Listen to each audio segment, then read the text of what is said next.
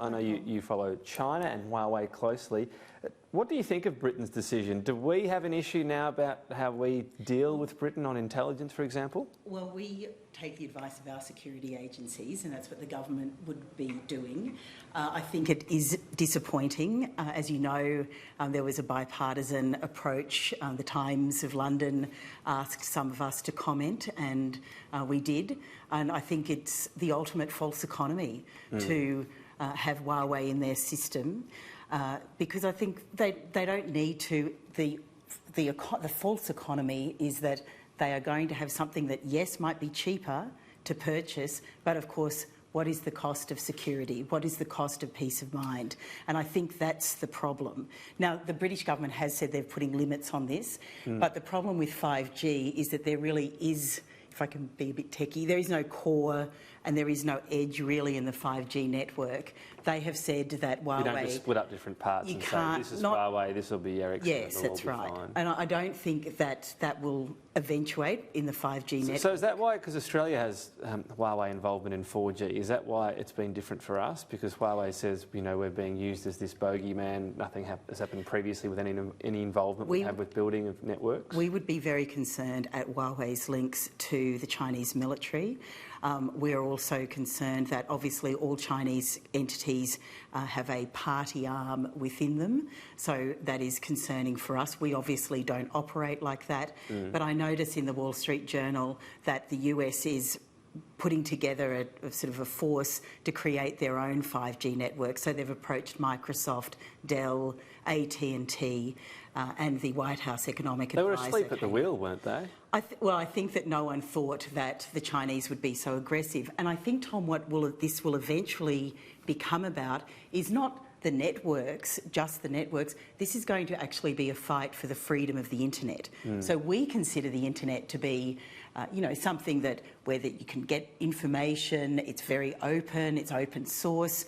The Chinese, as we know from their already existent platforms and applications, they do not consider the internet like this, so they close it. So obviously, you know, there have been instances where WeChat and Weibo have been used in that way. So we would be very concerned, I think, looking long term about what happens, you know, the freedom of information flow that we... You're going to get a very low social credit score with that sort of talk, but fair enough. Now, I think I'm already there. You've been very busy tweeting about Bridget McKenzie. So there's this inquiry that's going to happen at a Senate level with the credit to the crossbench. What powers are you going to have? Are you going to be able to get people from the Prime Minister's office to be called in any way? Well, the first thing we're going to do is ask for the production of documents. We would be very interested in seeing Mr Gagin's report. Obviously, his report... You're interested in it, but will you have that power? Well, we can ask for the production, the order of... We will ask for an order for the production of documents from the government. Then that inquiry, which we think will get up, the crossbench supporting it, because funnily enough, the crossbench, which supports a range of views of Australians, actually all think that this stinks, and it does. So you've got an Auditor General's report that is actually seems to be contradicted by Mr Gagin's report. I think it's unfortunate the Prime Minister has put Mr Gagin's in this position where he has had to write a report that obviously was going to cauterise the wound that was the sports rorts scandal. So you're saying effectively from the rest of Cabinet. You're saying this, you haven't seen the report. No one's seen the report. He's been put in that position, so you're saying that the report was not a forthright one from Phil Gagin. It's a total sham. So how can he stay in a position if that's your view? Well, that's up to the Prime Minister of the day. But it's that report. Well, I think it's unfortunate that Mr Gagin's was put in that position by the Prime Minister. What kind of report could Mr Gagin's have given?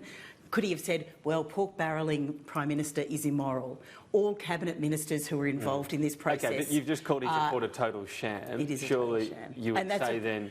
Look, Labor are tiptoeing around this. So you're just going to say outright he should not be in the role of Prime Minister and Cabinet Secretary? No, I think that's up to the Prime Minister of the day. And we know it's up to him, but you can still make a call. Judgment. Labor doesn't hold back from making a call on this stuff. That is the Prime Minister's judgment, but what's which we've seen judgment over... on what should happen?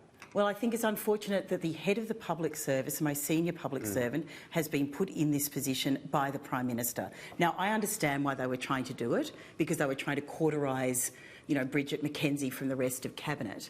I mean, what kind of report could he have come back with? Well, actually, everyone else should resign as well.